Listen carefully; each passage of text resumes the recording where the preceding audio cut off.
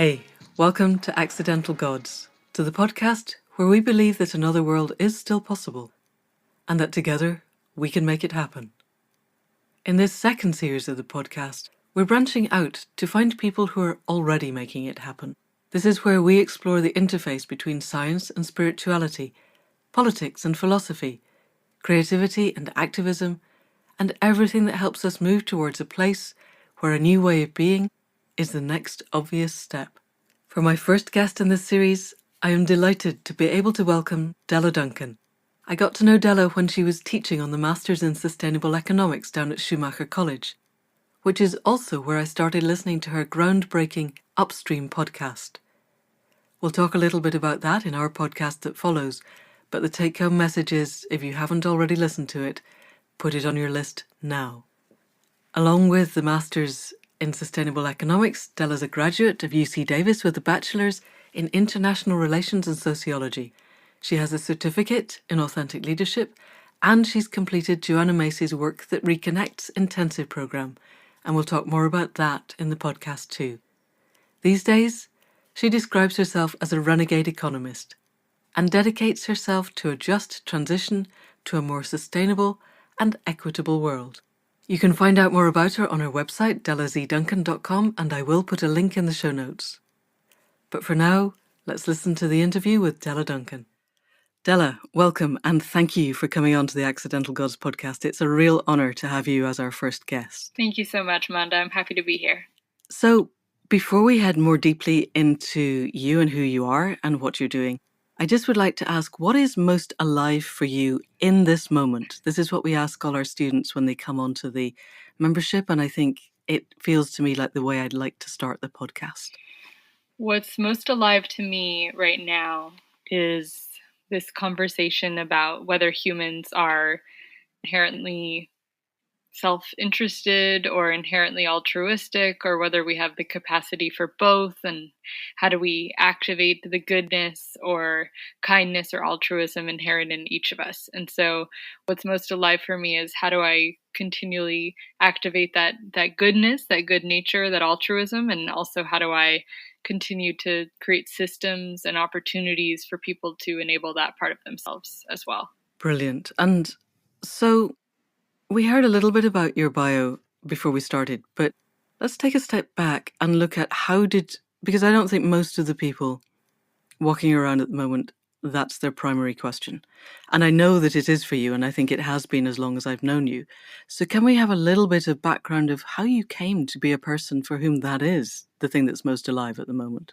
Yeah, I came to, well, I guess I would say an ecological, spiritual journey from a place actually of self-interest. I came because I was having a lot of anxiety and wanting to feel better within my own body. And then that led me to a therapist who recommended mindfulness meditation, and again, for a self-interested perspective.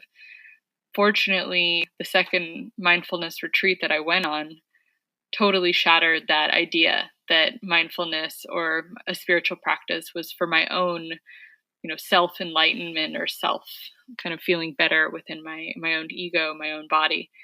And it was Joanna Macy who was the teacher of that second retreat. And it was a retreat on spiritual ecology and work that reconnects. And it profoundly shocked me into a different path, a path of one seeing, myself as something far greater than my individual being, seeing myself as part of a more ecological self, a living whole, and deeply interconnected with life, with all of life, with other beings. And so that kind of, really changed my perspective of what is the self, and also what is the point of my spiritual practice and spiritual ecology in general. And was that something that grew out of who Joanna Macy is as a person, do you think? Because I'm so in awe of the work that she does. And so I'm wondering, can we unpick a little bit more about how a person who turns up at a retreat wanting basically to heal, I'm guessing, the pain inside, as most of us do, how you came away from it, 3, 5, 7 days later, with a totally different view on the world? Can we go a little bit more deeply into that? Yeah. So Joanna Macy, who's in her 80s at this point, lives in Berkeley, California. She would identify herself as an eco-justice Buddhist philosopher and activist. And I remember when I interviewed her, I introduced her, and I think I left out activist, and she corrected me immediately. So she really defines herself as someone who's in activism. And the retreat, which shows this kind of journey well, was a mindfulness retreat for women. And that's what drew me to it, was just being on a 7-day retreat, meditating. And I had done one before, a 5-day retreat, meditating in silence. And this one was similar, but then Joanna Macy was the teacher, and I had no idea who she was. So what was different was, immediately I came to realize a lot of what we were looking at was not our individual pain, but our feeling of hopelessness or despair or grief or anger for what's happening in the rest of the world. So it was this sense of that our pain is not individual, but that it is collective, and of our sensing into what's happening in the rest of the world. And then what do we do with that pain? And so we did a practice, I remember, called the Bowl of Tears, where we each went into the center of a circle with this bowl with water in it and cried into the bowl. And they were for our tears. The bowl was for our tears for the more than human world, and for all of the web of life. So it was just this radical expanding notion of self. We also did a practice of walking in the garden blindfolded or with our eyes closed, led by a partner. And then every once in a while, our partner would say, "Open your eyes and look in the mirror." And we were looking at a branch or the sky or a leaf. And it was just this sense of the ecological self, just an expansion of who we are. And it's already in Buddhism in many ways, this kind of transience of all things and interconnectedness of beings. But this was a much more vivid, felt experience of that reality. Magic. And I remember when you were teaching us at Schumacher, we did that blindfold in pairs out in the garden as one of the very first things that we did. And it was profoundly moving, and also an extraordinary way of connecting with our partners. So there was the connection with the ecological self and the connection with each other as humans within that wider landscape. And so I'm wondering, I am just in awe, actually, of you going somewhere, never having heard of Joanna Macy. And so you didn't come with having read Active Hope or any of her other work, but you then went on to work in her Work That Reconnects intensive program. And so you bring that round the world now. And you must have seen dozens, if not hundreds of other people go through much the same process as you did in that first week. You must have led them through it. And I'm wondering, is it universal? Is it that if all of us are able to cry into the bowl, or even offered the opportunity to cry into the bowl, that we come to understand our connection? Is it intrinsic to everybody? I do think it is intrinsic to everybody. And the way that I've made sense of it, the most clear kind of example is from actually liberation psychology. This was kind of what helped me realize this, which was this tradition of therapy, of psychology, really founded in Latin and South America. And it's this idea that, one could go to a therapist or a psychologist, psychiatrist, and there are moments where we have individual pain, such as the death of a loved one, or, a change in our job, or, a breakup, that kind of thing, where there are moments, or our sickness, illness, right? These are things that cause us pain that is pretty individual. But the idea behind liberation psychology, and also the Work That Reconnects in general, is that so much of our pain, so much of our anger, our sadness, our grief, our despair is actually more systemic. It's actually felt because of our ecological, political, social crises or challenges of our time. So it's a different way of seeing our pain. And once we do that, then we realize that we are interconnected. There's an insight of our reality that comes from that recognition of our pain being more collective, that then immediately connects us and helps us with systems thinking and helps us feel more, a sense of an ecological self and more embedded in this web of life. And so then, having done that in the depth that you have, if you go out and stand by the ocean or stand by a tree or stand by a rock, do you have a sense of meeting another consciousness? Absolutely. Absolutely. And I think it's that practice initially of that open your eyes and look in the mirror that started it. But then it was also, learning through more spiritual ecology traditions and practices, such as the idea of interbeing from Buddhism, the sense that we inter are. And there's very real, scientific ways that you can look at this, such as if I stood with a tree, just the sense of breathing that the tree would do and I would do, and that interconnectedness. But also the fact that I eat food, and so that's a communion with other beings, and go to the bathroom and all of that. But there's so much interbeing that actually exists when we feel into it.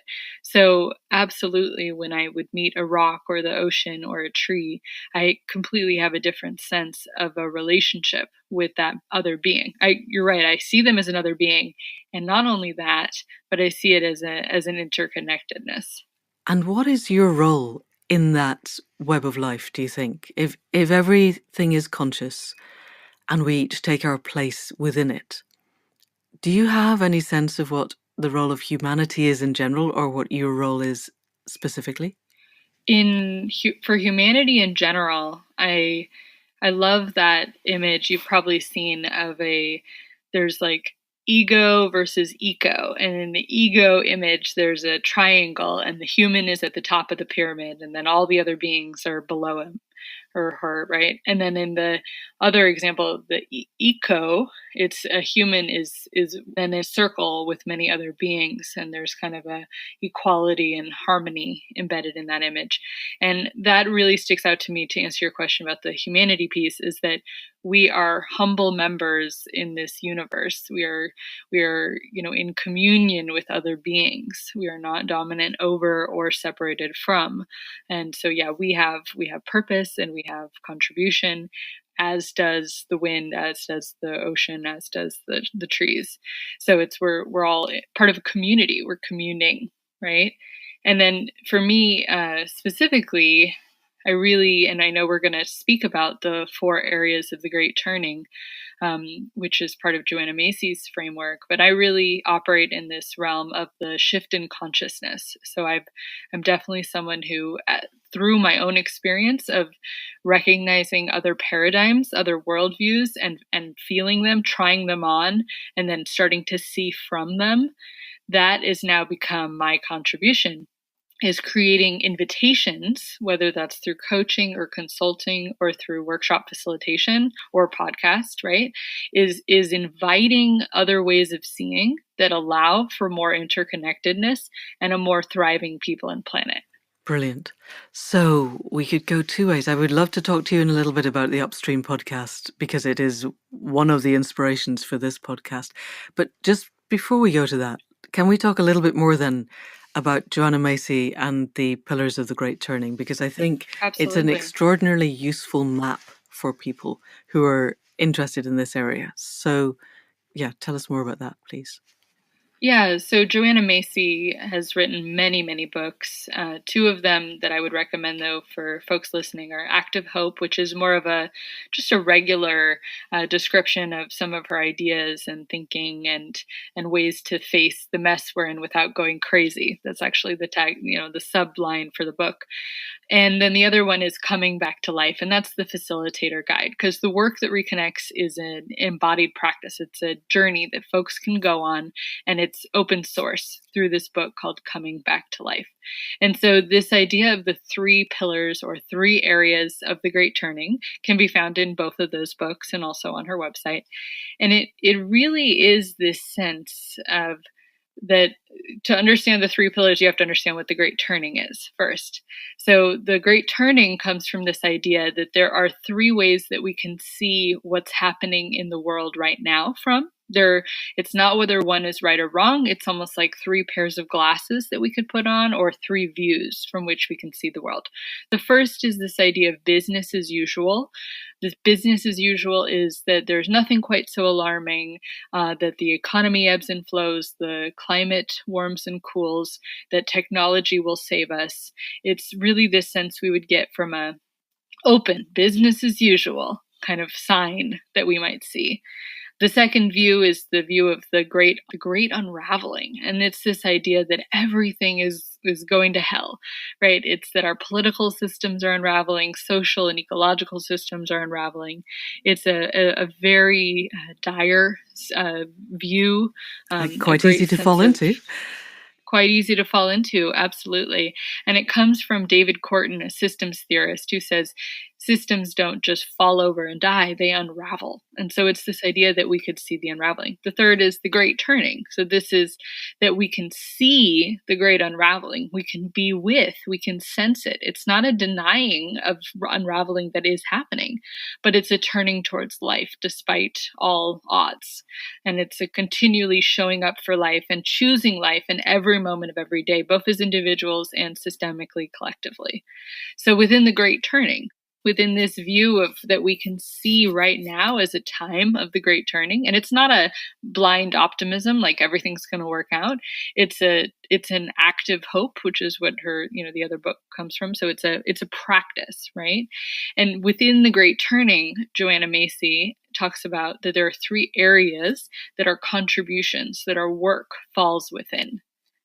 They're the three areas or three pillars of the great turning. And they are not, one is not more important than any other. They're all of equal importance. And they also, I have to point out as an economist, they may not connect with what we do for paid work. Right. We can have a role or a contribution that is non-monetized, right? And we can also be in multiple areas, but just to share all that. So the three areas are holding actions, systems designing, and then shift in consciousness. These are the three areas. The holding actions piece are actions or efforts to stop harm and suffering from happening. So to stop further harm and suffering from happening, or to alleviate harm and suffering that has happened. Yeah. To stop harm and suffering from happening, probably most obviously folks think about activism, such as if somebody went up in a tree and tried to get the tree from not being cut down, for example. Or the water protectors. Yes. Yeah, the water protectors at Standing Rock, another example. So it's that stopping harm and suffering from happening. But it's also the whistleblowers, right, who are calling out certain egregious things. It's also journalists, folks who are writing and documenting certain egregious harm and suffering that's happening, trying to stop it, prevent it. But it's also the healing of harm and suffering that has happened. So this is our healers, our medicine folks, our modalities such as dance and yoga and therapy and all of that healing of trauma and of difficulty that happens. So there's that as well. Also folks who are social workers or people who work with homeless folks or domestic violence shelters and sexual assault, right? All of that. So that's the actions to stop harm and suffering from happening or to heal and address harm and suffering that has happened. The second area is the area of the systems designing or the designer. Sometimes it's called Gaian structures or Gaian designing. And it's this idea of the designing ways of life and systems that are ecological, that are in harmony with the planet, with our ecological systems. I think we ought to let those who don't know that this comes from James Lovelock's concept of the Earth as a living system, and he called it Gaia. So the adjective comes from that. Sorry, go on with that.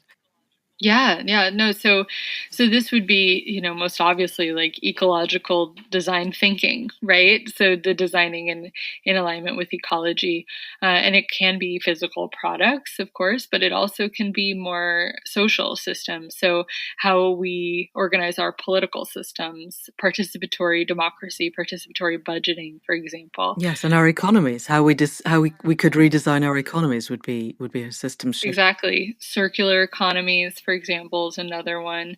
It also is our designing our ways of dealing with conflicts or restorative justice, things like that, education.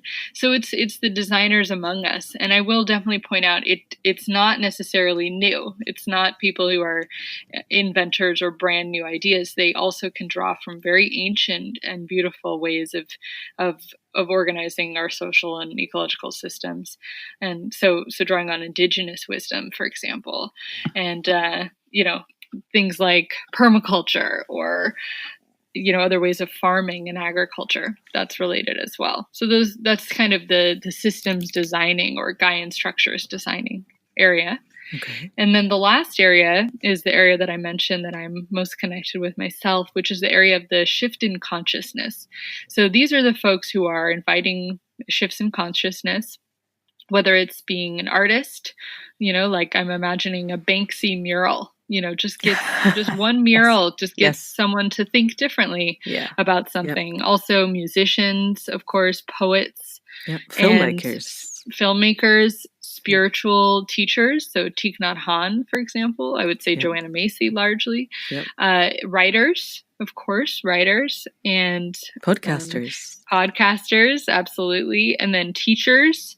And I would also add parents. I think parents who are kind of raising, generations to be more kind and compassionate and altruistic. So those are the three areas of the Great Turning, the three areas that our work may be within. And they're not, like I said, they're not antagonistic, and you can be in multiple of them and also weave them together beautifully.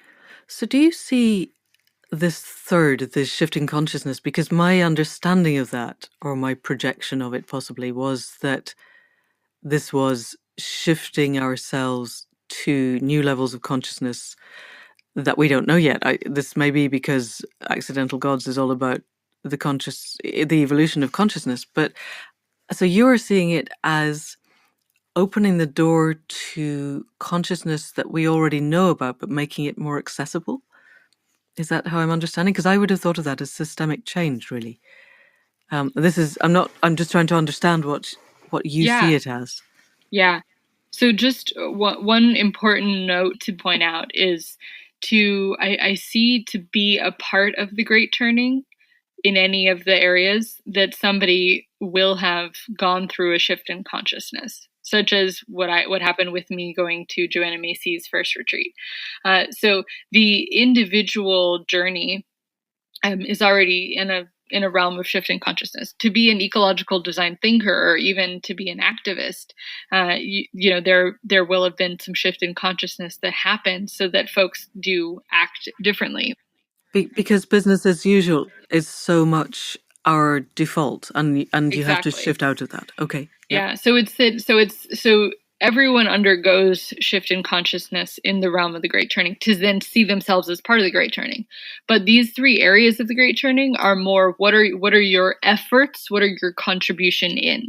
So it assumes everyone's been on that shift in consciousness, but this is, what do you do? So if you were a writer, you'd be in the realm of shift in consciousness. But if you were a designer of new systems, right, agriculture or whatever, you will have gone through a shift in consciousness, but you're in the realm of systems designing. So just to point that out. But I will, to answer your other question about what sort of shifts in consciousness and from what to what and all of that, where I really get the most understanding around this point is through Donella Meadows' leverage points, places to intervene in a system. And she just speaks about systems change and these kind of acupuncture or leverage points, ways to intervene in a system. And she ranks them, and it's an amazing essay. She passed away. She's a late systems theorist. I've done a podcast. By the time everyone listens to this podcast, they will have had the opportunity to listen to me talking about Donella Meadows. But please go on, because you'll do it better than I did. No, I mean, I'm happy to hear that. And I guess my only point with this is that the highest leverage points, places to intervene in a system, that she notes, the second highest one is changing a paradigm or changing the worldview. So creating that shift in consciousness. But the higher one, even higher than that, the most highest one, the highest one, is to transcend paradigms. So to know that even your new paradigm that you're trying on is still yet a paradigm. And so to not get kind of fixed or attached to that. So to answer your question, I think as someone in the shift in consciousness realm, I am drawing from invitations to shift consciousness with the ones I already know about, right? So to lead the practice of folks seeing a mirror in nature, right? A sense of the ecological self. That's one that I've experienced myself. I can articulate, and I can invite in others. But I also, understanding this transcending paradigms piece, I don't want to fixate on that and proselytize and think that is the best. And then, so just to stay open to not knowing and to humility, and that there are, of course, other paradigms and worldviews that I am not even aware of. So I'm only doing shift in consciousness with what is within my realm, but I'm staying open to that even higher leverage point of transcending paradigms. Okay. And who are your teachers now? Because Joanna Macy obviously has been and presumably still is, although she must be by now really quite old. Who else other than her would you go to for fresh insight? Or maybe you go to the rocks and the trees? It's interesting that Joanna Macy actually called me recently and asked me if we could meet to talk about economics, because she actually has been doing more thinking around economics, and we've had great conversations. Sometimes there has felt like some discord or tension between folks in the social justice, more social realm of activism, and then environmental justice. And she and I both spoke about how economics feels like a bridge, because it's exploitation, in its most unhealthy form. Economics can be an exploitation of both people and the planet. So we can also have systems that are supporting of thriving of both people and the planet. So I think we're gonna try to have a conversation about that. So I would absolutely still say that she's a wonderful teacher of mine. Very grateful to be in connection with her. I want to read the book that comes out of this. Aww. I want to read it before you ever publish it. That's going to be so amazing. Okay. Anybody else? Yeah, well, I'm in this fellowship right now with this amazing group of folks from all over the world through the London School of Economics, and they're like I said, folks from all over the world, and mostly the global South. And I'm really feeling like a student to all of them, and I'm really learning a lot about decolonization of the mind and of my work, and all of that. So I'd say that's a really strong learning point that I'm in right now. And then I would also say Marianne Williamson. I had listened to a couple of talks by her, and I'm deep into her books right now. Tears to Triumph and Return to Love right now. There's something about her framing for relationships and love, and also her perspective on many different religions, that I'm just really enjoying learning about. So, and then, okay. Yes. And then I would also say the other one that is really alive for me right now is Marie Kondo. The Art of Tidying Up, and she's the Japanese woman who helps folks go through their belongings and only have that which brings joy in their life. And she has a Shinto practice originally, and it's very spiritual and it's very shamanic. I am so just blown away by the power of her teachings and the felt experience of practicing it. Oh, so yeah, wow. I would say she's a big teacher for me right now. Yay, more stuff to explore. Thank you. Gosh. Okay. So time is moving on, but we have time still to go back to economics and your conversations with Joanna Macy, because and how you came to economics, because your original work, you'd done a lot of work with victims of sexual violence and a lot of work around that. And then you kind of stepped sideways and came to England and did economics. And I'd be really interested now, obviously because that seems to me, sorry, I'm being incoherent. That seems to be much more structural change. And yet now, with what you said about your conversations with Joanna Macy, it's feeling as if it's shifting into the realm of shifting consciousness. So did you see it as a shift in consciousness even when you came to Schumacher? to study sustainable economics? So in order to answer this question, I need to share about the upstream metaphor because it feels relevant. Okay. So as you Yes, please do. mentioned, my first job out of college was as a rape crisis counselor. So I worked with sexual assault survivors and their loved ones. And so in that world, it was very powerful work and really enjoyed it. And while I was there, I heard this metaphor called the upstream metaphor, where it comes from social work and public health. And the idea is that you are standing at the bank of a river and you see someone float by who's drowning. So you jump in to save them and pull them to shore. But you look up and then you see more people float by the river's drowning. So you jump in and pull them to shore. And eventually you look up and there's just all these people floating down the river drowning. Someone has to go upstream to figure out why is everyone falling in the first place.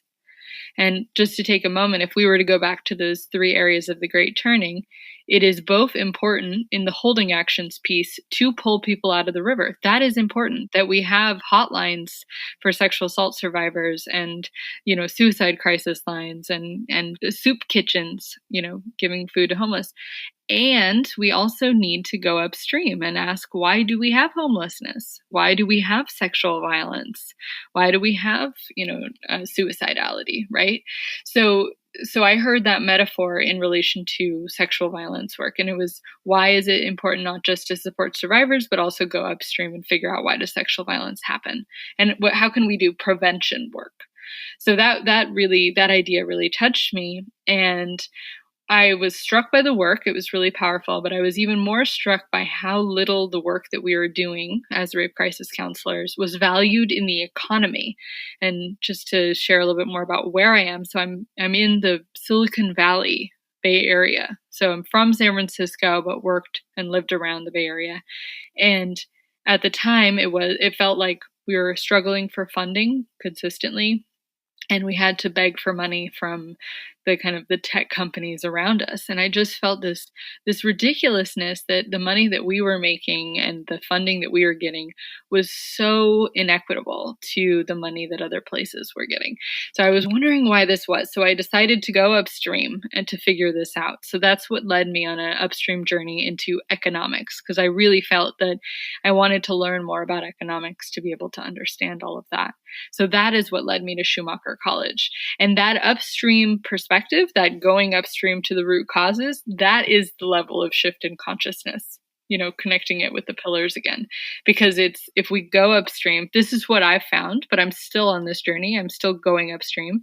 But I've found that if we go upstream, a lot of these issues like homelessness, inequality, violence come from this disconnection with ourselves, with each other, and with the more than human world. And so therefore the antidote is this paradigm shift, or the shift in consciousness into a more ecological worldview, this sense of a more ecological and interconnected Brilliant. self. So all we have to do is make that happen, and the world will be a different place. Yeah. So while you were at Schumacher, you began the Upstream podcast, and now we understand why it's called what it's called. And it seems to me that has taken you all around the world, and you've been speaking to a lot of different people who are endeavouring to create a more equitable economy or a more equitable society. Has that given you hope that it's possible? Yeah, I would say that I came to create the Upstream podcast with my co-producer, Robert Raymond, as a way of sharing out what I was learning at Schumacher College, because we were such a small class, and I wanted to share it out further. So that's why it was created. And through that, I've gotten to, like you said, meet so many interesting folks from many different disciplines, from solidarity economics, feminist economics, gift economy economics. There's many different traditions. And then also tell these stories. So through the documentaries, stories of like Mondragon or Greece, also of Iceland. We're working on something now for that. But so basically to tell these stories. But has it given me hope? I would say it's helped me on my own learning journey, because I get to ask questions and I get to read the books before I interview folks, and I get to learn. So all of that, yes. But hope, that's a little tricky, because I have gotten into a block or a wall at this place where um, a lot of endeavors to change systems or to do good in the world still get stymied or stuck with difficulties of greed or egoism or capitalism. It's so that's why I'm saying this question of who we are as humans is really alive for me right now, and knowing that we have the capacity for both selfishness and ego behavior, but also of good. And but yet that struggle just continues to come up no matter what. And to give a more concrete example, going to Mondragon, which is the world's largest cooperative ecosystem in Spain, in the Basque region of Spain, so excited to go to this place, but then when I went, I just felt that they were struggling in ways that other places struggle, being kind of an island in this global sea of capitalism. And so I was just seeing the impact on them and felt quite disillusioned. So that's when you asked about hope, I was like, I don't know if I felt hopeful after that. It's more that it's helping me continually crystallize what are the questions that I'm carrying. So I guess that is a good thing. Okay. And this is a bit off the wall and it may not be possible to answer, but I listened to Upstream and you talk to so many, they tend to be young, they tend to be very idealistic people who are, as you say, doing their best to struggle against the tide of whatever we might call it, predatory capitalism. You probably wouldn't be quite as derogatory as I am of it. Have you come across anybody who is absolutely embedded in the capitalist system and has thrived in it and has made their millions or billions or squillions, and who also wishes to change the system? Or is it only those of us on the edges who are wanting to change it? I would say I have a hard time pinpointing anyone who's not within capitalism, because Okay, but some right. thrive more than others within. Yes, okay. So we are fish in the sea, but some of us are Yeah, enjoying I the mean, sea more I than would say others. that my understanding of what capitalism is has gotten more nuanced, and now I find it more useful to break it apart into different pieces, such as the growth mindset or private property ownership or the disconnection between being an employer and an employee. So there's many different ways, but I would say that Okay. in all those realms, I have found people who are both within that and questioning and critiquing it. Absolutely. And I would say I haven't really found anybody who is within that realm who is completely happy and sold on the idea. So, yeah, I would say most folks understand that there's something off or wrong, or there's better that is possible. Okay. So if we were to provide a working model of the better, they might be more inclined to move towards it. It seems to me that often, particularly we just had a general election in this country, you're heading towards a general election in the States. And I don't like the tribalism that happens, but if we accept that it does happen and the political system is what it is, that we on the left struggle to enunciate a clear vision of how things could be different that doesn't feel impossible. On the doorsteps, when I got people to talk about something other than Brexit, if I got people to talk about something other than Brexit, the average person's view of what we and the progressive side were suggesting was that it just couldn't happen. Whereas the other side is selling a completely different set of values, and they are selling values. And I'm wondering if whether this is simply an impossible conflict between one side, which is basically triggering everybody's amygdala, and the other side, which is trying to evoke compassion. And the intrinsic versus the extrinsic, which I haven't spoken about on the podcast yet. And could we, if we were able to provide a model that sounded, and a route to get there, this was always my thing, if we need a new narrative, and Rob Hopkins is really working towards that, if we could provide a story that had an obvious, yellow brick road to get to Narnia. I just mixed the stories a bit there. Would people be more inclined to try and travel it? It's probably not an answerable question, but you can give it a go. I think absolutely. I think that the invitation of the great turning to me is to turn towards life in every moment of every day.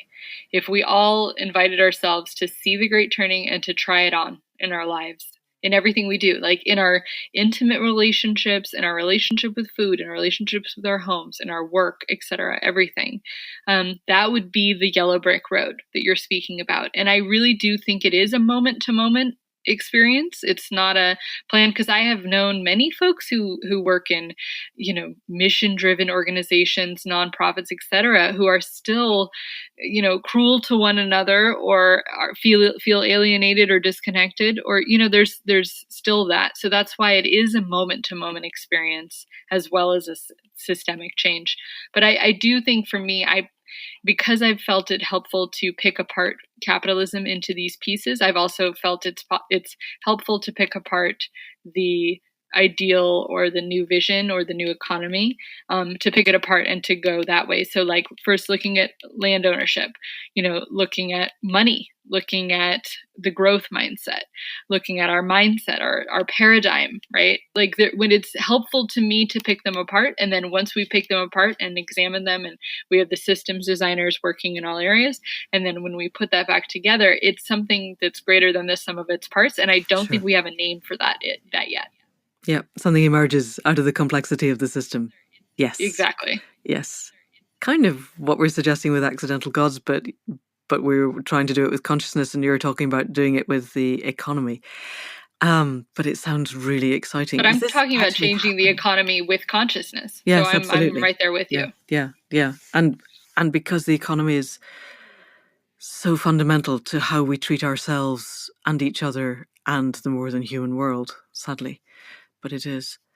I had one last question, and this may be too far off the wall. We may end up editing it out. I've been reading quite a lot of Ken Wilber's work. Are you familiar with that at all? Absolutely. I use it in almost all of my talks. Good. Okay, so I haven't yet recorded a podcast about it, but I may do.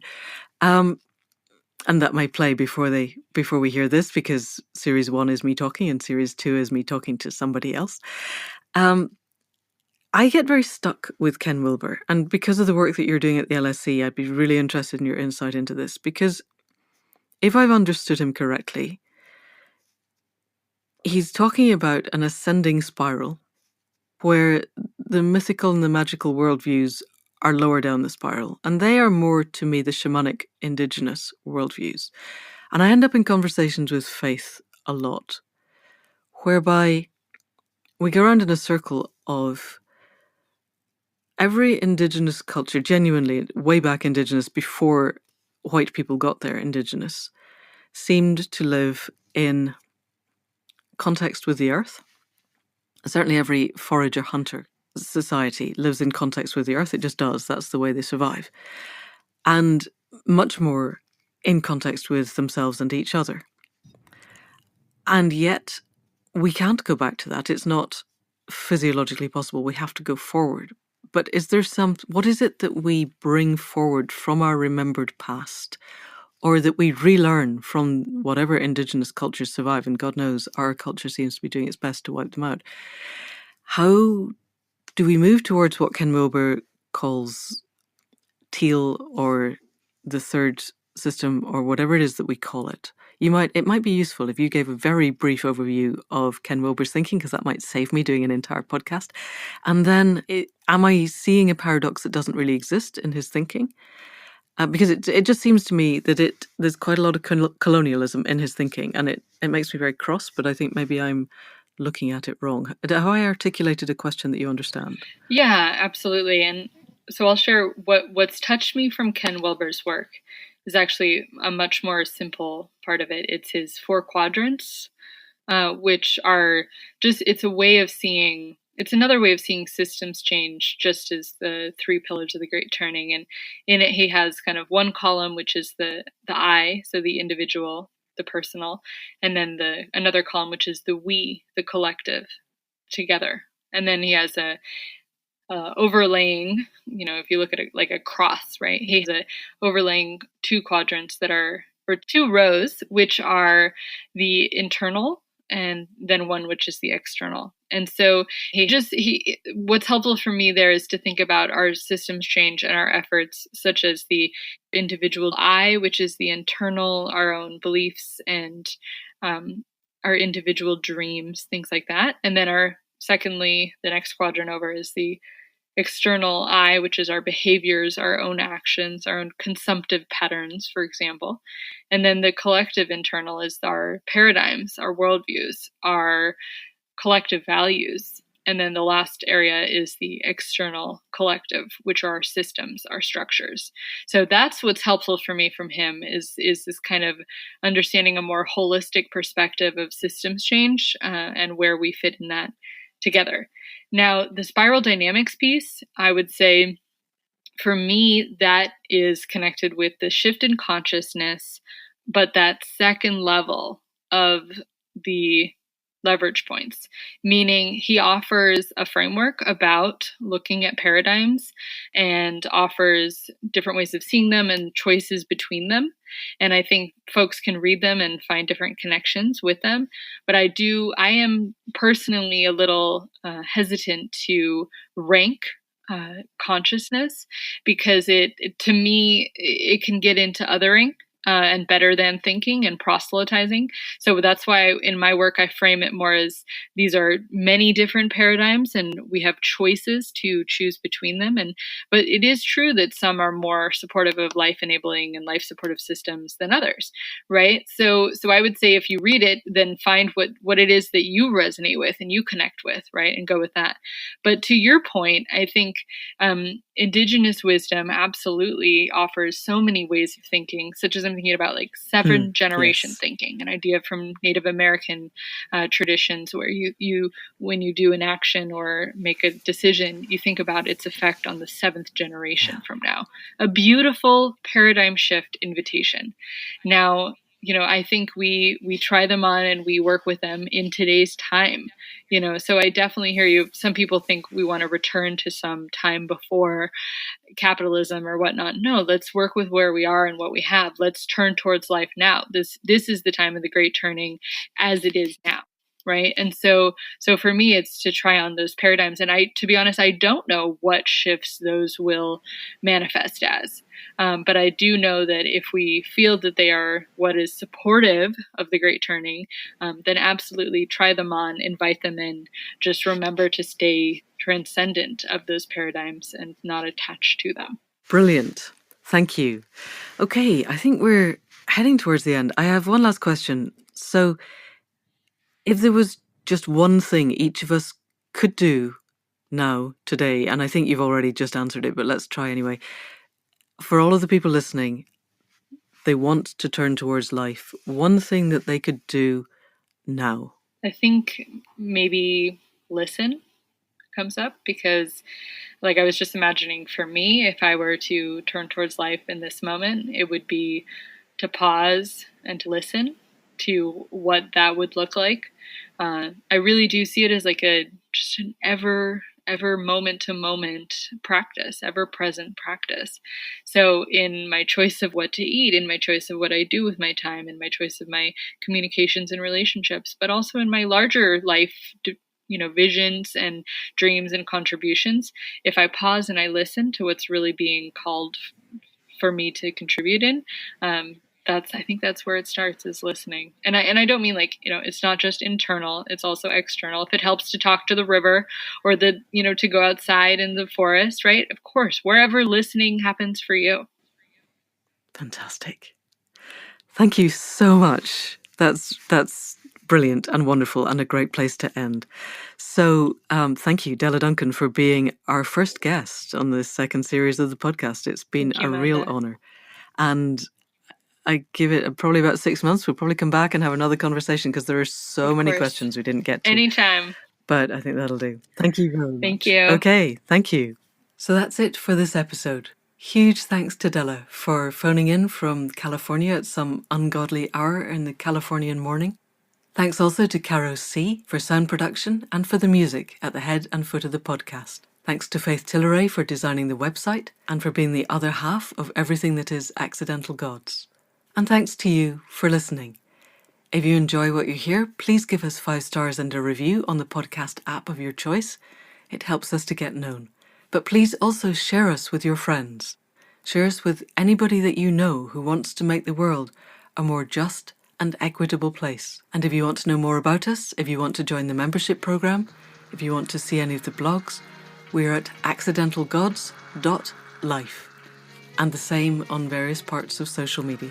So until next week, thank you for being there, and goodbye.